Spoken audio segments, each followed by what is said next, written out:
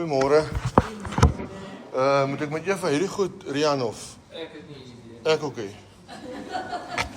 Net so min soos jy. Hierdie een. Hallo. Ons probeer, maar ek trap gewoonlik hierdie goed raak, soos. Kyk maar hoe dit gaan. Ja, is reg. Ek wil net eers gou dit sê, ek hou nie baie van hierdie goed nie. Maar ek sal my bes probeer. Om Pieter, toe hy nou vanoggend daar agter groet hy, toe sê ek hoor, jy het hiernatoe getrek. Toe sê ek, ja, ons het nou hiernatoe getrek. Toe kyk hy my so toe sê, en jou vrou? So ons moet werk, liefie. Amper as we gesê, jy het seker alleen gekom. Ja. Gisterand laat terug, toe kry ek 'n WhatsApp van Bou. Toe sê hy siek. En vanoggend vroeg, toe stuur hy weer 'n WhatsApp, toe sê hy gaan dit nie maak hê. So, ek het nou vanoggend toe sê vir my, maar ek sien jy was 3 uur op die lug. Toe sê ek, as jy vir my so 'n boodskap stuur, het jy keuse nie. Maar ons gaan vanoggend 'n bietjie interessante, ek dink wat ons laas ook een slag gedoen het, gaan ons vanoggend sommer net weer doen. Want ek dink ons almal moet bietjie kan deel hê. Dit is so lekker om op 'n Sondag te kom sit en net te luister na iemand. Maar ek dink dit is die veronderstelling van hoe dit moet wees. As ou die Nuwe Testament, die eerste eeuse kerk ondersoek, jy gaan kyk daarna, dan is dit wat vanoggend hier is. Van julle wat sit en ek wat hier staan en vir my kyk, vreemd aan die Bybel. Dis vreemd. Dis die veronderstelling so te wees nie. Daar's plek vir lering, daar's plek vir al hierdie goed. Mense moet dit toelaat en dis reg. Maar ek het 'n voorstel wat ek laas gedoen het, dink ek gaan ons vanoggend weer doen. Want dat almal 'n bietjie meer deel. Ons nie net een ou wat heeltyd praat hè. So ek dink ons gaan vanoggend, is dit reg Rian? Kan ons weer sommer net so in groepe? Ja, dis lekker want dan is daar meer julle meer deel en julle deel ook meer met mekaar. So julle moet mekaar se hart hoor. Uit die groep uit kan ons net verskillende goeie, so ek gaan nie vanmôre, ek gaan weer vra, ek gaan nie baie daaroor sê nie, ek gaan op 'n call net Psalm 95, gaan ons bietjie kyk en deurwerk. So Bou se hart was, dat hy wou oor gebed praat. So ons gaan bietjie kyk na gebed. Die interessantheid daarvan, daar's baie boeke geskrywe, wat ek nou vandag vir julle sê, gaan dalk nie nuut wees nie, dink sommer aan Benny Mostert van Jericho Muur, hy het baie boeke oor gebed geskrywe. As julle 'n companion wil hê vir die Bybel, kom ek sê so. So moet my nou nie verkeerd verstaan nie, hier is die beste boek oor gebed. Dis die diepste, die rykste, die onnaspeurlikste boek wat handel oor gebed, is hierdie. Maar as jy 'n companion wil hê, dan het, ek dink van julle sal dit ken, E.M. Bounds, het 'n boek geskryf, is net so 'n dik boek, oor gebed, wat hy als net uit die woord uit gehaal het. Dis 'n lieflike companion, jy gaan jou leeftyd hier daardeur gewerk kry nie. So ek noem dit maar net, so daar's baie geskryf, maak my nie 'n expert op gebed of iets nie, glad nie. Maar ons gaan 'n bietjie deel met mekaar. Ek het net 'n woord, terwyl ek nou gesit het, so ek wil dit net lees, ek wil net gehoorsaam wees, van net aan wat die Here net in my hart gelê het, toe ons sy laaste lied gesing het. En dis Jesaja 61, en ek dink Jesaja 61 is iets wat die gemeente oor die gemeente kan bid. So ek gaan dit gou vir julle lees voor ons begin. Julle ken dit baie goed, die genadejaar van die Here. Die gees van die Here is op my, omdat die Here my gesalf het om 'n blye boodskap te bring aan die ootmoediges. Hy het my gestuur om te verbind die gebrokenes van hart, om vir die gevangenes 'n vrylating uit te roep en vir die geboeides opening van die gevangenes. So hierso hierdie eerste vers het ons te doen met die hoof van die liggaam. Julle sal onthou Lukas 4 het Jesus presies hierdie woorde aangehaal toe hy begin het, gestaan het in die tempel. Dan kom vers 2, om uit te roep 'n jaar van die welbehae van die Here, en dan gaan hy dan sê, en 'n dag van die wraak van ons God, om al die treurenes te troos. So hier het ons met redder en regter te doen. Maar die interessante is, in Lukas 4, stop die Here. Hy lees nie daai eerste gedeelte, As hy begin, hy sê om uit te roep 'n jaar van die welbehae van die Here en dan stop hy. Hy lees hy tweede stukkie by in Lukas 4 wat dan sê en 'n dag van die wraak van ons God hê. Hy stop voor dit in Lukas 4. Interessant dat Jesus dit gedoen het, want ons is nog nie in die dag van die wraak van God nie. Dit kom nog. Ons is nog in die tyd van die welbehae van die Here wat redding aanbetref. En daarom het hy gestop want hy het gekom om te red. Maar hy gaan kom om te oordeel. So ek lees dit maar net by. En dan gaan hy aan, dan sê hy, om vir die treurendes in Sion te beskik, dat aan hulle gegee word, sieraad vir as, vreugdeolie vir treurigheid, 'n gewaad van lof vir verslae gees, sodat hulle genoem kan word, terebinte van geregtigheid, 'n planting van die Here tot sy verheerliking. Nou praat hy van die liggaam. Praat hy van die liggaam wat tot redding kom. Die nakroos wat Jesaja 53 al vir hom beloof is, wat hy sal sien as hy die prys in die kruis betaal het. Wat vandag nog ingesamel word. Die nakroos.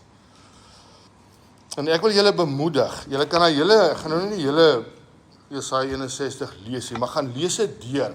Nou vat julle Jesaja 61, kan ek gou 'n vraag net vra, miskien raak ons aan vandag, ek weet nie, ons kyk maar. Wie van julle bid woord? Sommige net vir interessant, dis nou niemand om niemand in die oë te sit nie. Wie van julle bid woord? As jy in die volmaakte wil van God wil bid, dan vat jy hierdie Bybel. En dan gaan kyk jy wat sê die Here vir jou waaroor jy moet bid. Nou begin bid jy die woord. Dis 'n lieflikheid. Dit maak die woord kragtiger in jou eie lewe. Dit laat die woord groei en toeneem in jou eie lewe. Dit bring 'n dieper openbaring van Christus. En dit rus jou toe om die evangelie uit te dra. So ek wil julle aanmoedig om dit te doen. Vat hierdie Jesaja 61, dan bid julle dit oor die gemeente. Want dis ons roeping. Ek wil julle ook aanmoedig, die van julle wat kinders nog het. Almal het seker kinders. Ja, maar hier is nou enkelinge wat nou nog nie kinders het nie. Wat nog nie getroud is nie, so. Sorry. Maar ek wil die wat kinders het aanmoedig. Vat hierdie versie wat sê, sodat hulle genoem kan word terebinte van geregtigheid, 'n planting van die Here tot sy verheerliking. Dan bid jy dit oor jou kind. Dan kom staan jy voor die Here vir jou kind, dan begin bid jy, Here, maak my kind 'n planting van die Here tot u verheerliking. 'n terebinte van geregtigheid. Begin bid jy dit oor jou kind. Nou kyk jy wat doen die Here met jou kind. So ek wil julle regtig aanmoedig. OK. Ek wou dit net lees. Kan ons gou dele groepies? 4 groepe, hoeveel? Ja, kom ons, dat dit nou nie te groot is, he? So 1, 2, jy kan seker 3 groepe, en hier by julle, Rian, seker hoeveel? So 3. Kom ons draai gou. Ja, maak ons gou sirkeltjies, dan sit ons lekker, dan sit ons nou lieflik. Kom ons vra vir mekaar gou 'n vraagie rondom gebed. So die eerste vraag wat ons vir mekaar wil vra is die volgende. Ek het net so 'n paar goed neergeskrywe. Wanneer ons praat oor gebed, is die lieflikste ding ons gaan bid. So ons gaan 'n paar vrae vra, ietsie sê vir mekaar, en dan gaan ons saam bid oor 'n paar goed. Maar kom ons vra gou 'n vraag vir mekaar. Ek het die eerste vraag. Wat is die goddelike gronde dat God jou gebed aanvaar? Kan julle hoor? Wat is die goddelike gronde dat God jou gebed aanvaar? Waarom aanvaar God jou gebed? Kan jy oor nou maar iets sê?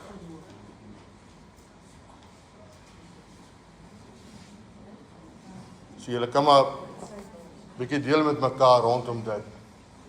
Dit gaan nie oor reg en verkeerd nie.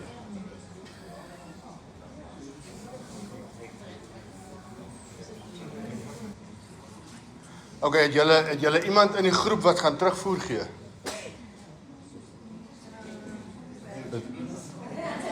Nou maak nie saak enige een aanwys, maak nie saak nie. Maar kom ons, wie aan hier by julle groep, is daar iemand wat vir ons bietjie net wil sê, wat het julle... ek wil net 'n vraag gevra, dus van my oortuiging is, wat reg, as ek hier met God te praat is, omdat ek sy kind is, want wat reg met jou kind en met jou kind, omdat hy my kind is. Okay. Reg om te praat, ek is sy kind. Okay. So, het julle hom? Juba sê, dat hy het hom eintlik self die vraag afgevra, kom as ek nou, nee, oor, hoekom het hy die reg om met God te praat, en dit is omdat hy kind is. Dus 'n kind met sy vader so praat, het die reg, of kom ons sê voorreg om met God te praat, omdat hy kind is. So dis hulle, right? Ons het so 3 goed genoem, sleutelgoed, wat ek dink almal belangrik is. Die eerste een was verhouding, was 'n verhouding. Die tweede een is opregtheid. God hou van, God soek opregtheid. Hy sien verby die uiterlik. En die ander een is die wat Jesus gedoen het. So Jesus het betaal, hy het die prys betaal vir my om te kan tot God nader. Wonderlik. Is daar hy daar by julle om Pieter?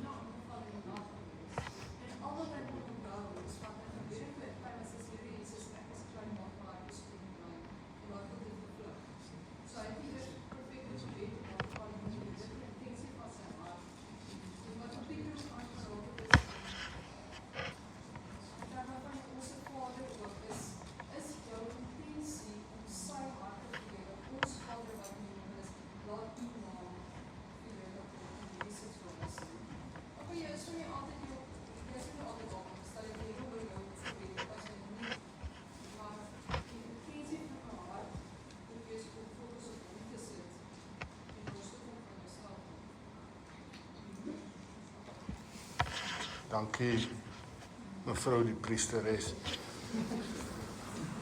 Hou by julle?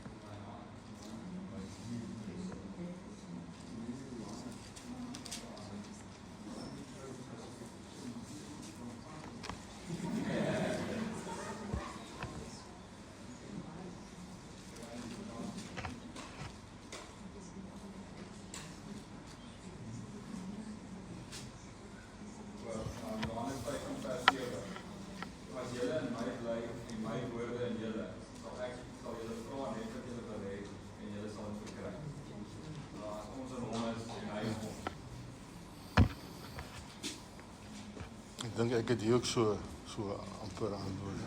Saaf, julle nog iets op?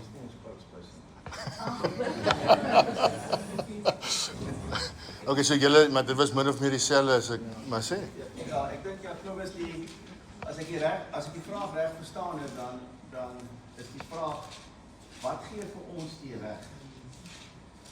En dis die woord. Jesus het self ons die woord gegee en ons Vader sê presies. En as ons so bid, en dan sê die ander stukkie wat ek nou, daarom sê ek vir julle, dis nou Markus 11, vers 24, daarom sê ek vir julle, alles wat julle in gebed vra, glo dat julle dit sal ontvang, en julle sal dit kry. Dis wat die woord sê. Maar daar staan, en ek het nou vergeet wat daai vers is waar julle kan vra net wat julle wil as julle volgens my wil bid. En nou is die vraag, maar wat is God se wil? En ek dink ons moet ons kan 'n bietjie daaroor praat. Hoe weet ek wat is God se wil?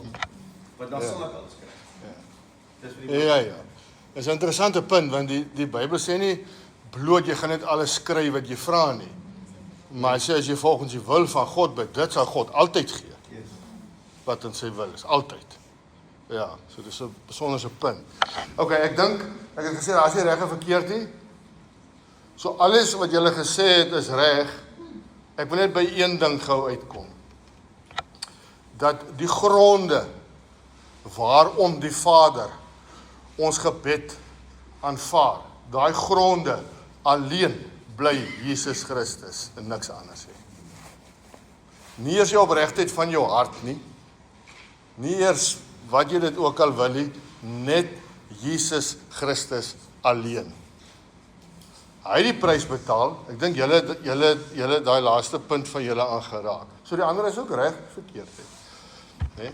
Hy het die prys betaal aan 'n kruis op Golgotha. Hy het ons gebring tot die Vader, so wat 1 Petrus 3:18 sê. Hy het vrede bewerk tussen ons en God. Hy het ons in die allerheiligste, Hebreërs sê hy was die voorloper wat eerste ingegaan het. Hy het ons in die allerheiligste ingebring. Die Vader het ons in hom gesit, sodat ons gebede aanvaarbaar kan wees. As geen ander gronde nie. Geen. As dit nie in Christus is nie. Die interessantheid is dit nou wel, ek het maar nou die dag bietjie daaroor gepraat. Die woord sê, ek dink as Jesaja wat dit iewers noem, dat die Here luister nie na die gebed van 'n onregverdige nie. So daar's gebede wat vir God onaanvaarbaar is. Maar as dit in Christus is dit vir hom aanvaarbaar. Daar's 'n gebed wat die Vader altyd sal beantwoord, as dit kom by die onregverdige of die ongelowige, of die wat nie die Here ken nie. En dis wanneer so 'n persoon waarlik dat God uitroep in die wete hy is diep dood verlore weg van God af en hy het 'n redder nodig. Daai gebed sal hy altyd beantwoord wat hy uit in jou lewe ook beantwoord. Die dag toe jy voor die Here gekom het en geweet het, dat hy dit beantwoord. So Jesus Christus alleen bly die grond, en selfs vir gebedsbeantwoording bly Christus alleen die gronde daarvoor. Niks anders. Want waar lê die oorsprong van gebed? Waar lê die oorsprong van gebed? Nog voor die grondlegging van die wêreld. Het julle al daar gedink dat as Hebreërs 7 sê, ek dink Hebreërs 3 praat daarvan, hy is die advokaat en hoë priester, en Hebreërs 7 sê dit ook, hy is ons hoë priester wat vir ons intree. Maar het julle al daar gedink dat hy het nie hoë priester geword toe hy opgevaar het in die hemel en na hy opgestaan het in die dood het. Hy was dit al reeds voor die grondlegging van die wêreld. Gebed,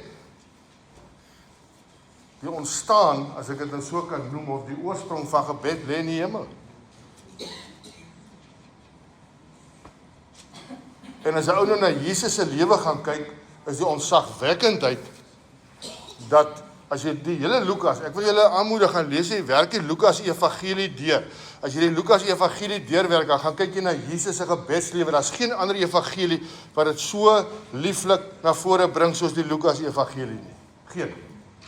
Jy kan nou hier en daar uit die ander gaan haal en bysit en dit invul of wat dit ook al mag wees, maar dan gaan kyk julle Jesus se menswording op hierdie aarde.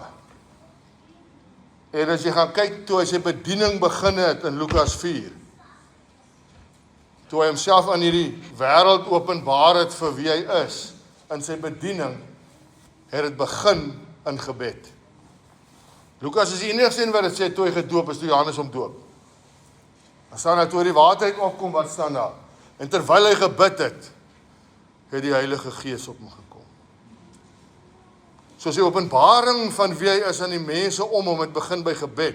As jy Lukas deurwerk, dan gaan jy sien, het eindig ook in gebed. Nou is die geweldigheid van wat Jesus sê, dink as in Johannes 2, dan sê hy, sien julle hierdie tempel? Breek hom af, en in 3 dae gekom weer op. Julle ken hy, bekende gedeelte. Dis so verskriklik ontstel. Toe sê hulle, wat, 46 jaar lang gebou, en hierdie tempel, hoe gaan jy hom in 3 dae weer oprig? Maar toe praat hy van homself. Want hy is die Nuwe Testament ware tempel. As jy die ware tempel van die Nuwe Testament wil sien, as kyk jy na Jesus Christus, dan sien jy wat is die ware tempel van die Nuwe Testament. En daai tempel is 'n tempel van gebed en is 'n tempel van aanbidding. Dwars deur Jesus se hele lewe neem en jy kyk daarna, sien jy dwars deur sy hele lewe. Sien jy dit? En as dit van die hoof waar is, moet dit van ons ook waar wees. Dieselfde Gees wat in die hoof woon in ons ook. Dan moet dit van ons ook waar wees. Ek wil julle aanmoedig, ek dink vir al die vroue, dis mos nou dalk redelik vroue wat nie werk nie, nê. Neem ek aan. Dis dalk mans ook wat nie werk nie. Broers, hoeveel is julle op 'n Dinsdag wat saam bid? 4. Weet julle wat? Gebed is die kragstasie van enige gemeente. As gebed, en ek praat nie nou net van in my binnekamer en by my huis alleen bid en goeie sê, maar koöperatiewe gebed, om saam te kom, saam te kan bid, is die kragstasie van enige gemeente. As dit nie daar is, ja, maak 'n gemeente dit nie. Jy 'n klomp woelinge, klomp skuddings, klomp goed, klomp opinies. So ek wil nou maar van my kant af sommer net aanmoedig, as daar nog vroue is wat nie werk, ek weet dis partykeer dalk ver om te ry, maar bel mekaar, maak 'n afspraak, vra kom tel my op, as daar manne is, wat dalk op 'n Dinsdag los is, dan wil ek vir julle vra, gaan bid, ons moet elke Dinsdag daar by ons broers hulle, nee,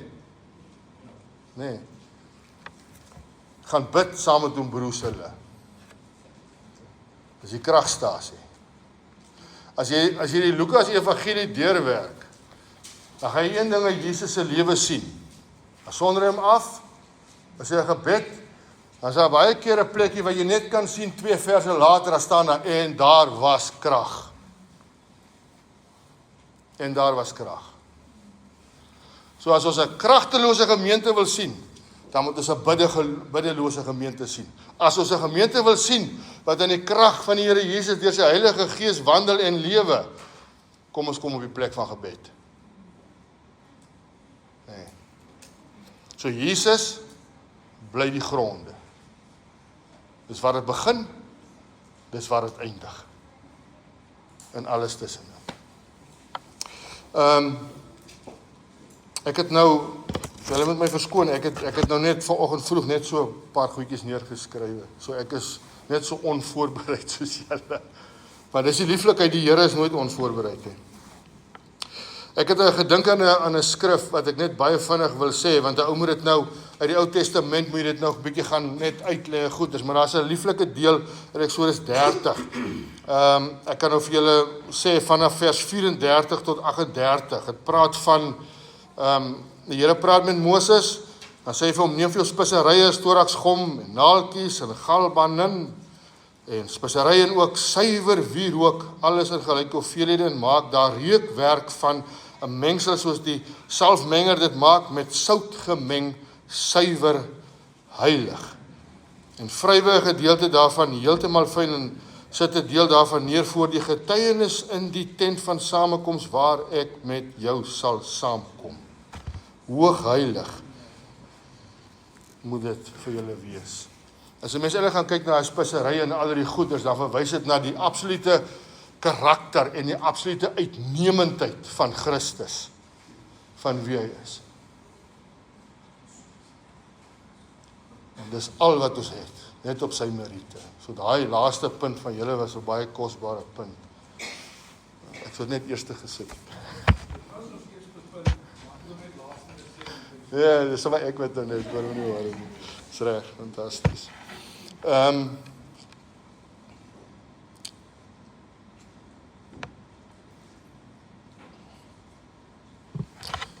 Ek het 'n skrif wat ek nou sommer net graag net met julle En ek dink die tweede vraag wat 'n ou vir mekaar kan vra is wat is die kom ek sê wat is die doel in die heel eerste plek? Wat is die doel van gebed? Die heel eerste. Nee, dis die heel eerste ding waaroor gebed gaan. Wat is die doel van gebed? So julle kan dit so 'n bietjie bespreek. Ja, bespreek maar so 'n bietjie en dan kan ons weer so, kan iemand weer vir ons terugvoer gee, kan jy 'n bietjie hoor. Begin afrond. Gee ons weer geleentheid vir elke groep om vir ons te sê. Sal dit nie ingewikkeld maak nie. Moet ons weer die kant begin? Ons dink nog. Okay, ja, okay, sorry Rian. Jy weet 'n vrugteboer moet baie dink. Julle iets sê? Wat lyk my jy's 'n spreekbuis. So, Jakobus, so die vraag was, hoekom is gebed daar? Wat is die doel van gebed? Ja, wat is in die eerste plek Die die doel van gebed? As jy kyk na hoe die Onse Vader begin, dit begin met eer aan God. Onse Vader wat in die hemel is, laat U naam geheilig word. So, dit gaan vir ons in die heel eerste plek oor die eer van God, om hom te erken as die Vir wie hy is. om hom te eer vir wie hy is. En dan is daar nou om nog 'n kans Ja. bietjie so kyk. Okay. Ons het begin net te sê om God te eer, te erken wie hy is, en dan is dit 'n paar ander antwoorde om seker te maak om kry dalk weer. Wat jy met 'n smartie box besig. Verhouding met hom, intimiteit. Sonder kommunikasie kan ons nie in Christus wees nie. Christus kan nie in ons wees nie. Ons is gemaak om in verhouding te wees met God deur Jesus. Maar sonder kommunikasie of gebed is dit nie moontlik nie. Of dit nou is om eer te bring aan hom, om sy leiding te vra, om dit ook gepraat van om ons sondes te bely, om ons onafhanklikheid te bely. Dit alles is deel van gebed. Maar eerstens is gebed glo ons deel daarvan om te kommunikeer met hom. En dit is om in die tyd te wees van die verhouding te Goed. De mense die vraag aan my kom vra, hoekom, ek is dit ook groot geword, hoekom is gebed handeling? Hoekom raak gebed nie 'n lewenswyse? As hy sê jy het 'n verhouding met die Here, dan jy moet ek het 'n verhouding met vrou, jy ons het 'n manier van lewe wat 42 jaar saam om te verhouding. Nou saam met die Here moet jy ook 'n verhouding hê. Okay, ek sê praat nie by mekaar so.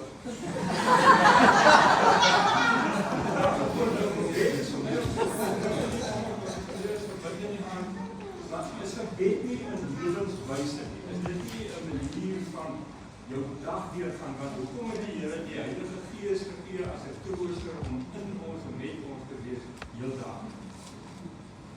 Daai kommunikasie. Wonderlik. Ja, kom ons. Maar die eerste vraag gaan oor Jesus. Het ons gedink die tweede vraag gaan oor ons. Want God weet reeds wat in my hart is. Hy kan dit sien. So, dit gaan die doel, het ons gedink, gaan oor vir my. Om my die kans te gee om goed van my hart af te kry, sodat ek kan voel maar ek het met iemand gepraat. Ek kan met God praat van goed wat ek nie met my beste vriend of die ding kan praat. Gewoonlik, waarskynlik. So, dit gee vir my die kans om iets te kan losmaak binne in my. Want God weet reeds wat daar is. Ek het nou die kans om dit van my hart af te doen. Dan sê ons ook saam met al die ander goed wat er is, dit was ook op die lys. Okay. Ja, julle Here. Juba, Rian, wie praat? Juba, Rian. Ek het net baie vir jou sê jy. Ja, dit gaat om ook jou gedag goed te bewoord. Want soms is jy simpel my werk, jy found a friend. En dit is daai ding van, ek maak myself broos voor die Here. Soos die Here, ek verstaan, ek het nie antwoord nie. En dan as jy daai uitgegee, dan sal jy plek vir die Heilige Gees die Here om te antwoord. Dan, ja, so jy moet daai, ek gaan met verhouding, dan moet beginne, maar het gaan ook om rarig jezelf oor te maak om te sê, ek stikkel met jullie, nie net te vraag, maar broos, ek denk ek is daar wat sê, vir ons en purpose. Ja, wonderlik. Alle antwoorde is reg. As die een verkeerd het, ek gaan net iets uitlig. Ek dink my baie aan toe Jesus in die tuin van Getsemane gebid het, toe gesê het, let this cup pass from me, but not my will, but yours be done. En dis nou einde van die dag, as ons bid is dat God se wil moet geskied en nie ons nie, want ons gaan bid vir 'n fiks, maar gee vir jou 'n koek byvoorbeeld. Jy het Valentine gehou gister.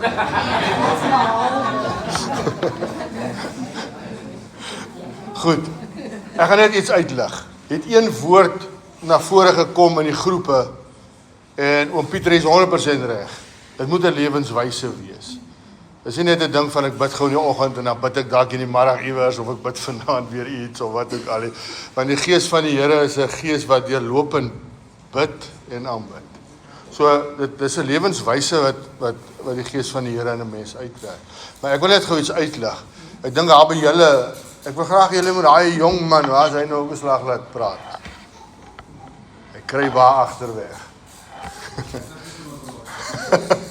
Maar jy het 'n woordjie gebruik, intimiteit. En as 'n ou na gebed gaan kyk, dan is die eerste doel of die eerste ding waaroor gebed gaan is oor ware intimiteit en fellowship. Maar met ware intimiteit en fellowship kan jy by die Here sit sonder om een woord te praat. En dis die moeilike ene vir ons om baie keer by uit te kom. As my kinders kom kuier op 'n naweek, ons is nou in 'n bevoordeelde posisie om dan, ons is nou nie meer 400 km, ons is nou net, hoe ver is dit nou lief 36, Woolsley toe. So nou kom een seun elke naweek. En die voorreg van 'n vader en 'n kind is, dat baie keer soek ek my kind net by my, hoef nie vir my iets te vra nie, hy hoef iets te sê nie, hy kan maar net wees. Hy kan net sit hier by my, hy is met ander goed besig. En in 'n verhouding met die Here konstant deur die dag behoort dit so te wees. Maar, as die woord sê, iemand het, ek dink iewers gelees, was dit jy gewees gelees van jou binnekamer? Gaan in jou binnekamer. Nee, selfs wanneer jy in jou binnekamer ingaan, is dit in die eerste plek oor intimiteit en gemeenskap om te wees. Nie in te storm met 'n klomp versoeke en my probleme en my moeilikhede en al hierdie goed nie. Daarom, ek dink, was dit oom Piet, wie het begin met die Onse Vader? Iemand het gesê oor die Onse Vader, was dit die Onse Vader. In die Grieks begin dit dalk bietjie anderster. Ons ken hom so as die Onse Vader, maar in die Grieks is dit meer iets soos Vader van ons. Daai woordjie Vader is 'n diep intieme woord in 'n verhouding. Vader. En dis waar dit begin. Dis wat Jesus vir hulle wou sê, want hulle het in Jesus, as jy Lukas 11 gaan lees, dan kom die disippels by hom en vra hulle vir hom, leer ons om te bid. En net voor dit staan het, hy het gebid, dan kom hulle na hom toe en vra hulle het iets gesien in sy lewe wat hulle nog nooit ooit voorheen gesien het in gebed nie. En ek is oortuig is ware intimiteit, Vader. Sonder dat jy 'n klomp goed sê. Ek wil net gou vir julle 'n skrifgie lees wat vir my besonder is in die Ou Testament. Wat eintlik lieflik is, dit gaan oor, maar kom ek sê net gou dit by, want dit het nou iemand lees toe hier, dink ek Psalm 42.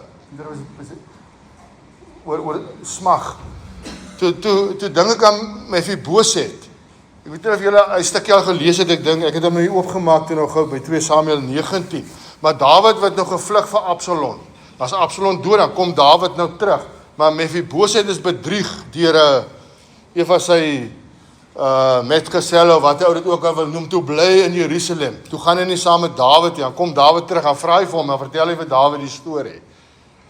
Maar daar staan dat Mephibosheth hy het sy baard geskeer, hy het sy voete gewassie, hy het sy klere gewassie, totdat Dawid, wat die verteenwoordiger van die koning van alle konings is, teruggekeer het, en hy weer in die teenwoordigheid van die koning kon wees. Net om te wees. Dit was sy begeerte. Dis wat Psalm 42 sê, ek smag, waarna?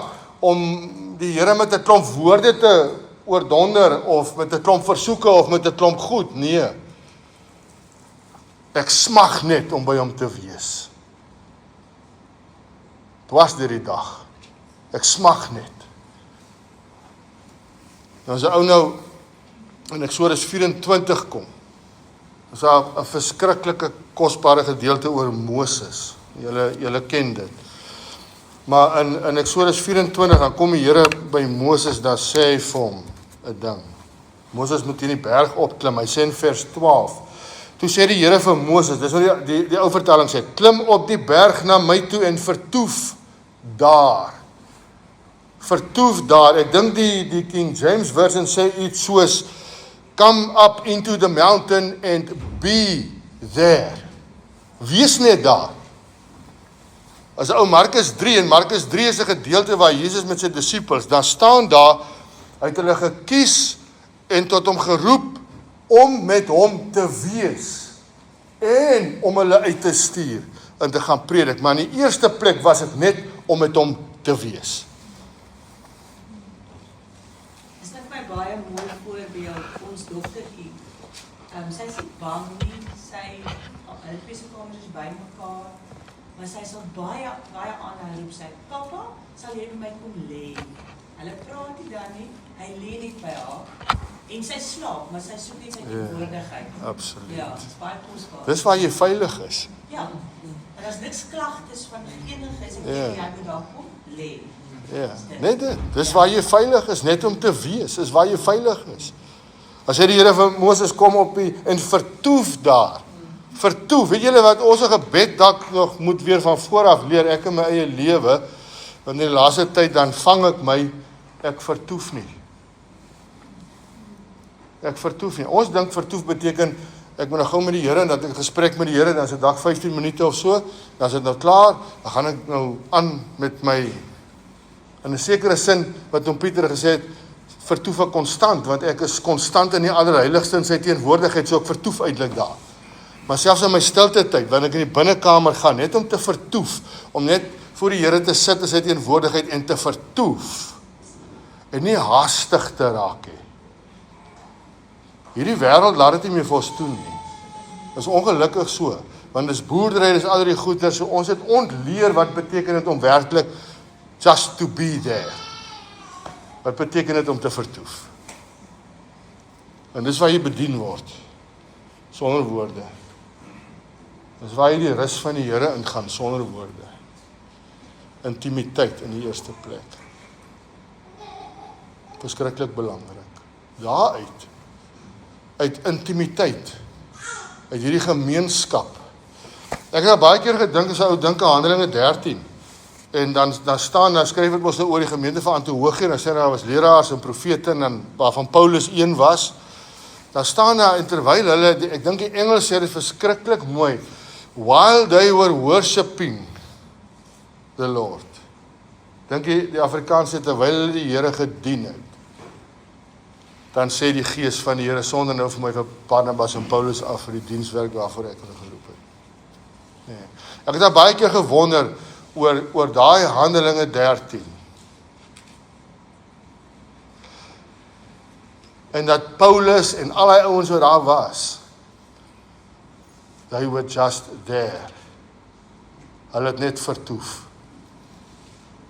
En uit dit uit, het die Here sy wil begin en bekend maak. Al die ander goed, of het oor sonde is, of het oor die Here se wil is, of het oor versoeke is wat ek het, of wat het ook al mag wees, vloei vanuit ware intimiteit, just to be there. Maar ons ken dit nie meer nie. in die ware sin van die woord.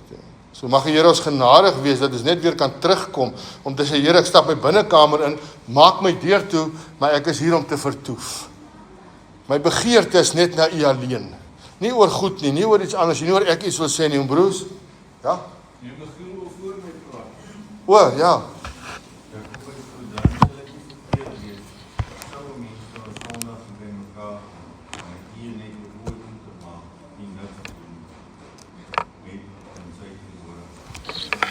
Ek het 'n gemeente in Kalkfontein waar ons betrokke was, Michiel. Is nou in 'n area waar ons met die straatkinders het ons met 'n gemeente betrokke geraak. En dit het my aangegryp. Ek het dit daarna nooit weer so gesien nie. Nou, okay, dis hoe hulle dit doen. Maar hulle kom op 'n Sondagmôre, kom hulle in, dan praat niemand 'n woord nie. Nee, ek sê nie 'n ou moenie. Dis glad nie wat ek sê nie. Dit was lieflik om broers en susters te ontmoet en te vra hoe gaan dit al hierdie goeders, maar hulle het 'n unieke manier gehad. Hulle het kom instap voordat hulle enigiets anders. Dan kom kniel hulle elkeen by hulle stoele. Dan sit hulle net voor die Here. Dit was my lieflik. En ek sê nie ou moet 'n wet daarvan maak nie, glad nie. Maar al wat ek sê, ons het verleer wat dit beteken om werklik te vertoef voor die Here. Dis baie interessant. My pa het altyd 'n halfuur voor die tyd moes ons kerk toe gaan. Die spoedgrens was 90 op die N1 daai jare, maar ons het 90 Hoofstraat afgery. En dan vir daai hele halfuur het hy gebid. In die bank het hy gesit en met die Here sy tyd spandeer. Dis ongelooflik en ek het nooit regtig verstaan as kind nie. Ja, die ding is net soos ons nou vandag hier so sit, broers en susters. As ons vanmôre voor die Here vertoef het, dan het ons nou vanmôre by mekaar gekom en ons het mekaar bedien. En broers, skies ons.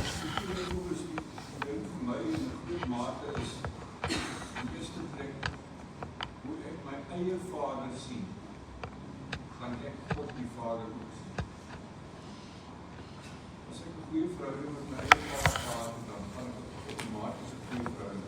Maar weet jy die wonder, dis wat ek eintlik wil sê nie. In Jesaja 30 vers 18 die versie. En daarom sal die Here met ongeduld daarop wag om julle genade te doen. Hy wil in 'n verhouding met ons staan. Hy wil vir ons gee, hy wil vir ons doen. Dis ons wat eintlik Sidestep. ja. Ja. En alles, ek wil dit net weer vir julle sê, alles vloei uit intimiteit uit met die Vader.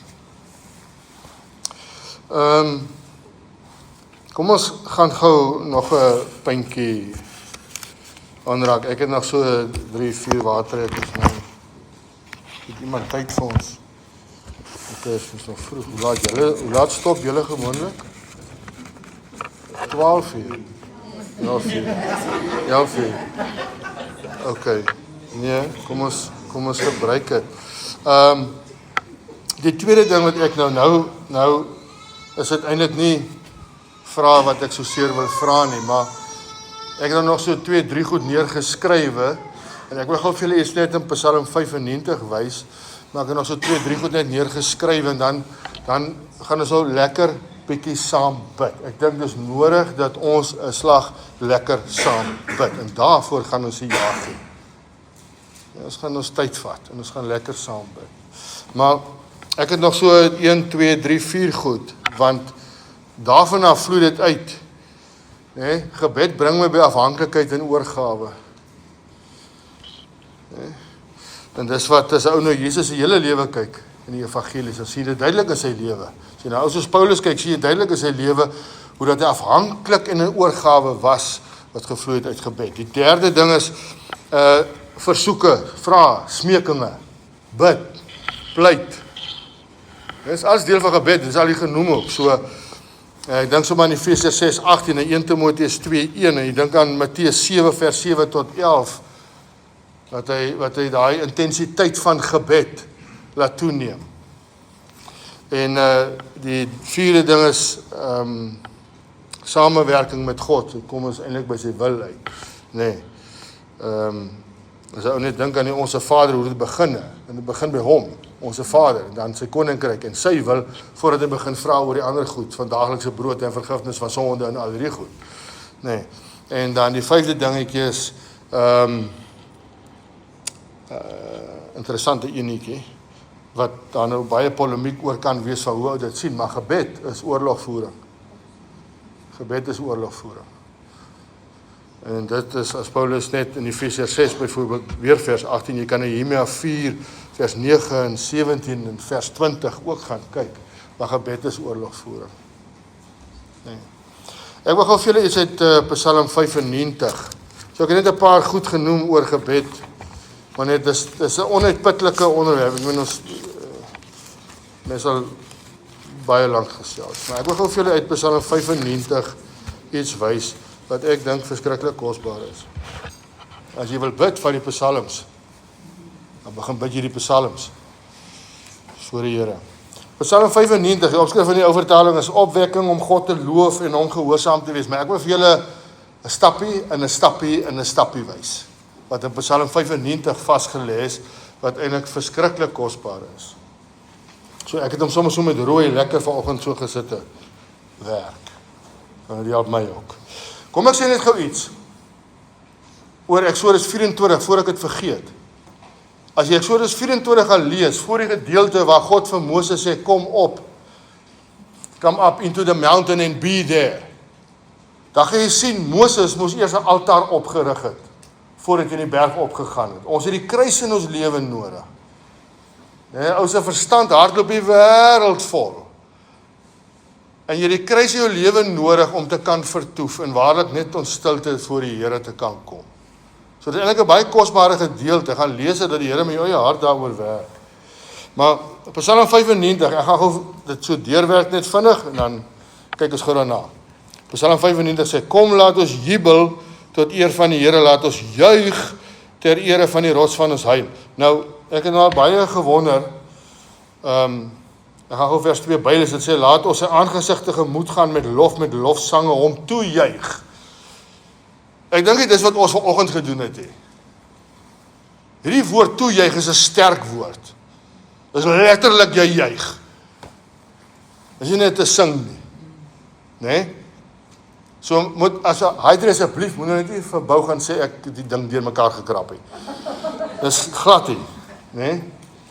Maar as jy in jou binnekamer is, dan wil ek jou aanmoedig, juig. Juig voor die Here. Nee. Bring hy stem uit. Hy het vir jou stem gegee, roep sy naam aan. Shout to the Lord. Wat beteken shout to the Lord? Roep uit naam. Jesus! Roep nou. Dis die lieflikheid. Ons moet gou wat sê regte woord daarvoor? My Ja. En ek moet net nie roep na die Here. Nee. Maar goed, kom ons kyk gou. Dis 'n proses oor danksegging en lof tot aanbidding. Laat ons sy aangesig tegemoet gaan met lof. Nou die Engels sê thanksgiving. Die Engelse vertaling praat van thanksgiving. Nee? En dan sê hy met lofsange hom toejuig. So ons het nou, ek juig, kom voor die Here jubelend met lof. En dan as jy die tweede een, as jy na thanksgiving kyk, dan kom ek met danksegging. So kom met my lof, my toejuiging voor die Here, en dan kom ek met my danksegging, bring ek voor hom. En dan sê dit in vers 3, hoekom? Wat is die redes vir dank en lof? Nee, vers 3 is verskriklik mooi, want die Here is 'n groot God, ja, 'n groot koning bo al die gode. Ek wil julle moet sien, hy woordjie groot kom 2 keer daarvoor. Groot. Hy's groot. Nee, hy verdien jou lof, en hy verdien jou danksegging, voordat jy enigstens iets begin vra. Nee, hy verdien dit. Nou gaan hy oor. Dan kom ek in die teenwoordigheid van die Here, vers 4, en sê, in wie se hand die diepste plekke van die aarde is, nee, en die toppe van die berge syne. Praat van die magtige skepper. Nee. Aan wie die see behoort wat hy self gemaak het, en die droë land wat sy hande geformeer het. Praat van die groot God, hierdie skepper. En dan kom ons by vers 6. Nou wil ek hê julle moet 'n ding raak sien. Hy praat eers van juig en lof. Dan praat hy van danksegging. Maar kyk nou wat staan in vers 6. Kom, laat ons aanbid. Aanbid is nie noodwendig lof en danksegging nie.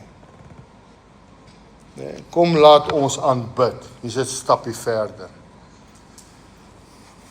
Nou gebeur daar 'n geweldige ding. Hy sê en neerbuk, laat ons kniel voor die Here wat ons gemaak het. Nou het ek een Sondag hierdie ding gesê.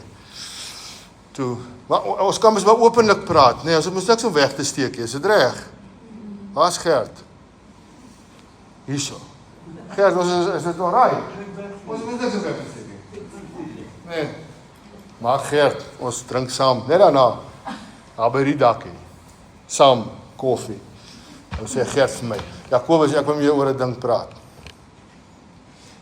Hy sê, hierdie kniel storie. Hy sê, ek kan nie kniel nie. Ek kan nie op my knieë kniel nie, want hulle is geopereer. Nou weet jy wat, die Here sien jou hart, maar as jy kan kniel. Maar die Here sien jou hart, dis wat hy vir Petrus gesê het, toe Petrus gesê het, Here, wat vir hom, toe sê, los jy vir hom en volg jy my. Nee. Dit is reg, Gert, nee. Ja. En dit was my verskriklik kosbaar, want dit is 'n ding met hom, want ek het dit gesê, en toe plaat het hom, toe sê hy vir my, hoorie, maar ek kan nie kniel nie, beteken dit nou as 'n fout? Nee. So ek wil hulle aanmoedig, praat as hy iets is. Nee. Maar nou gebeur hierdie geweldige ding in vers 6, want in vers 6, as hy praat van aanbidding, wat sien ons daar? Wat is daar vasgelê? My liggaam kom in beweging. Weet jy, dit vloei deur na jou liggaam toe. Of jy nou jou hande opsteek voor die Here, of jy kniel, en of jy, dit vloei later deur na jou liggaam toe. En jou liggaam is deel van gees, siel, en liggaam is deel van wie jy is voor die lewende Here. Nee, so laat die Here toe, om deur sy gees jou liggaam te gebruik, vir aanbidding. Nou gaan hy oor, vers 7, vers 7, nou vloei hy uit aanbidding uit, nou kom hy vers 7, want, hoekom moet ons aanbid? Want, ons het dit klaar gesê eintlik, hy is ons God, en ons is die volk van sy weide, en die skape van sy hand. Verhouding tussen God en sy volk. Hy is God, en ons is die skape van sy weide, hy verdien dit. Nee. Maar nou gebeur 'n geweldige ding. So ons het nou lof, ons het danksegging, nou bring dit ons by aanbidding, wat daar uitvloei.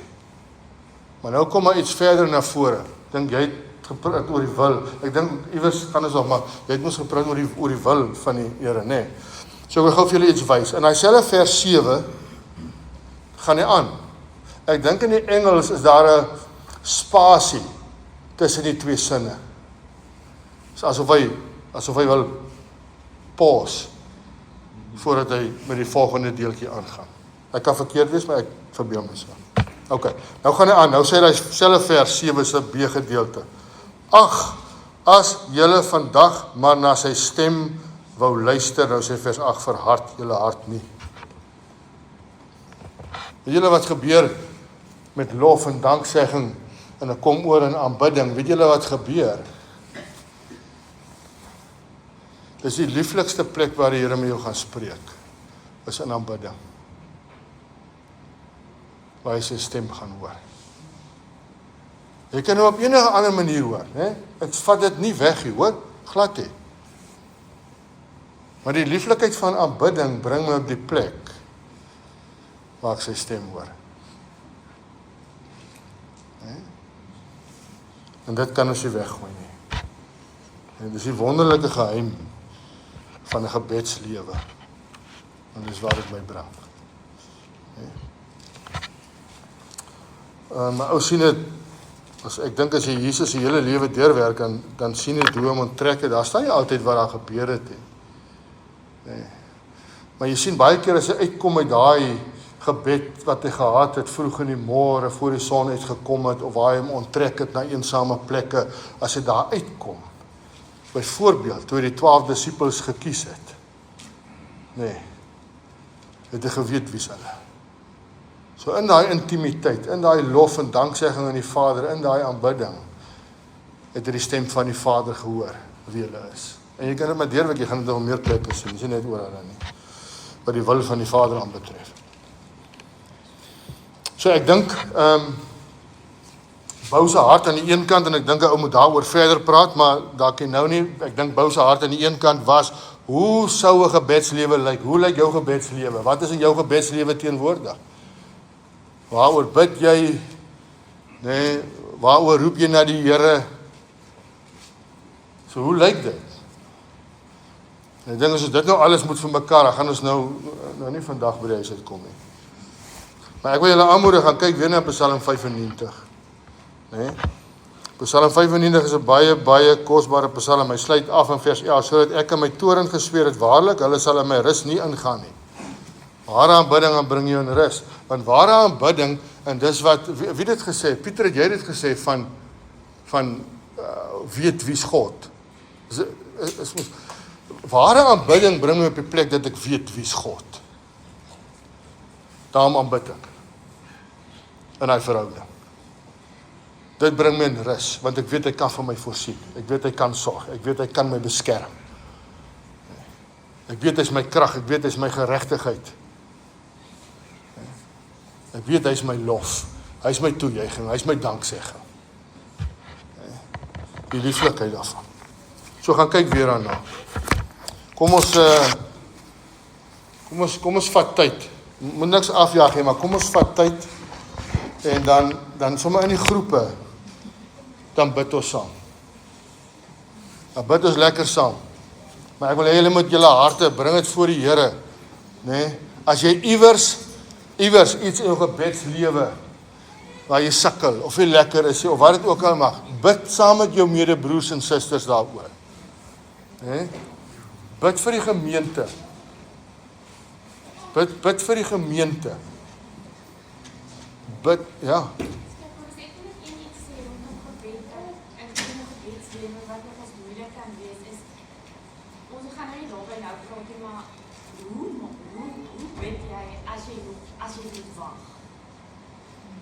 Jubel jy nog steeds? Prys jy nog steeds die Here as jy wag op die Here om jou gebed te verhoor? Ja, Romeine Kan 12. jy nog steeds manage om die Here te loof en te prys terwyl jy in 'n wagperiode is? Ja. Dis Romeine 12 Dit vers is nog 12. ons moeilik. Ja, ek dink dit is vir ons almal moeilik, want die vlees is geneig om in 'n paniek in te wil hardloop oor sekere goed waarvoor jy moet wag. Verstaan? Maar die gees van die Here kan 'n ou op die plek bring waar jy hom nog steeds kan loof en prys en aanbid vir wie hy is. Ek dink baie keer is ons, ek praat gisteraan met 'n broer in die Here. Toe sê hy vir my, hy het nou gestap toe bid en toe sê hy vir die Here, jy moet nou vir my die antwoord in die sand hier teen die see skrywe. Dat ek duidelik weet dis U. En toe moet hy backtrack. Toe moet hy die Here vergifnis vra dat hy dit gedoen het. Verstaan? Want jy gaan dalk nie 'n antwoord kry nie al wag jy. Maar ek dink om die Here te kan vertrou net bloot oor wie hy is in lof en danksegging en aanbidding, omdat jy nie noodwendig 'n antwoord verwag nie, maar omdat jy net weet wie hy is en iewers sal jy dalk uitsorteer. En daai antwoord kan dalk eers oor 'n jaar kom. En ek weet as omstandighede wat baie moeilik is soms. Baie moeilik soms. Verstaan? En ek weet nie of ek daar gesê het nie, maar die ene wat in my eie lewe vir my moeilik was toe ek kanker gehad het, limfoomkanker, 2011. Toe bly ons in 'n woonstelletjie in die stad wat iemand vir ons gehuur het, want ek moet toe die eerste chemo kry. Né? En dit het die Here my bonnatuurlik genees, so alle eer aan die Here Jesus. Maar toe bly ons in 'n woonstelletjie, my kinders was nog klein. Hoe oud was hulle toe lief? Simeon is nou 17, is nou 2011, hoeveel jaar is dit gelede? So hy was nog klein, my kinders. En daai nag gebeur dit ding in my hart. Maar nou wag ek op die Here. Here, gaan U nou genesend werk of wat gaan dit wees? Moet ek my gesin voorberei? Is dit my laaste? Kan wees, ek weet nie. En daai nag, toe storm 'n ding my hart binne en ek kom in 'n vrees. En ek kom voor die Here, ek sê Here, maar ek kan nie 'n vrees staan nie, want weet jy wat is my vrees? My 2 kinders en my vrou. Here, moet my 2 kinders sonder 'n pa groot raak. Dis 'n logiese vraag wat jy vra. Moet my kinders sonder 'n pa groot raak? Uit dit uit. Toe staan ek op en ek stap in die sitkamer in. En ek vra, Here, ek het nie die vermoë nie, ek het nie die krag nie, ek het nie die moed nie, ek weet nie hoe dit gaan werk nie, maar ek het dit nie in my op hierdie stadium om U te loof en te dank en te aanbid nie. Maar U het. En toe kom werk dit in my uit. En daai nag, toe pas ek net uit in 'n lof voor die Here. Want toe weet ek, Here, ongeag, ek kan maar gaan, maar U sal vir my kinders sorg. So daar is omstandighede wat 'n ou, en dit kan verskil is met ander goeders, wat 'n ou wag voor die Here en dan kan jy met 'n vry hart vir hom sê, Here, ek het nie die vermoë in myself en die kapasiteit om U te aanbid nou nie. En om dankie te sê nie, want ek voel nie so nie, en om U te loof, Here, maar werk dit in my uit, want ek wil, Here, maar ek kan nie. Maar kom werk dit uit, want hy's getrou. Soos hulle nie die aansluit is. Ja.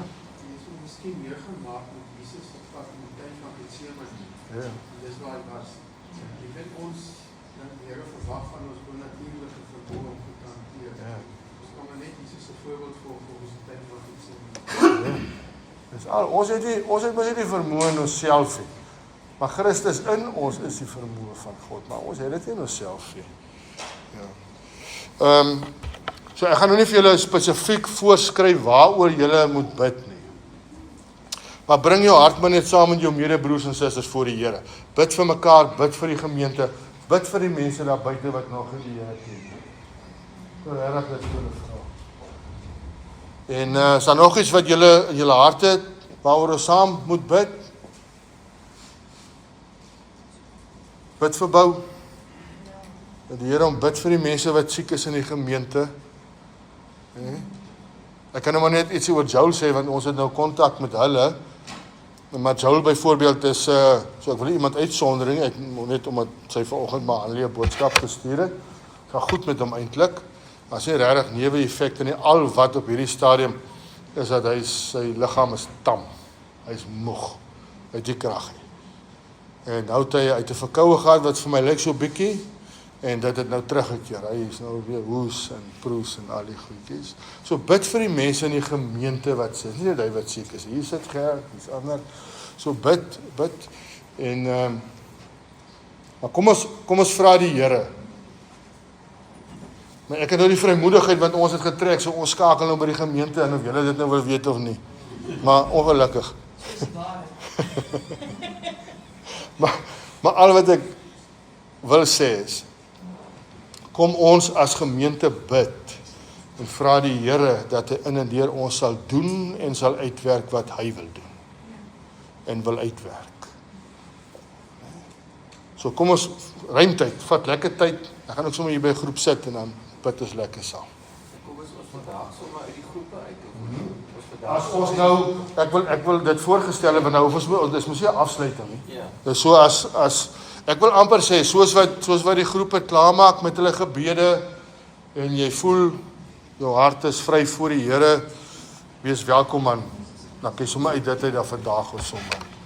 Is dit reg? OK.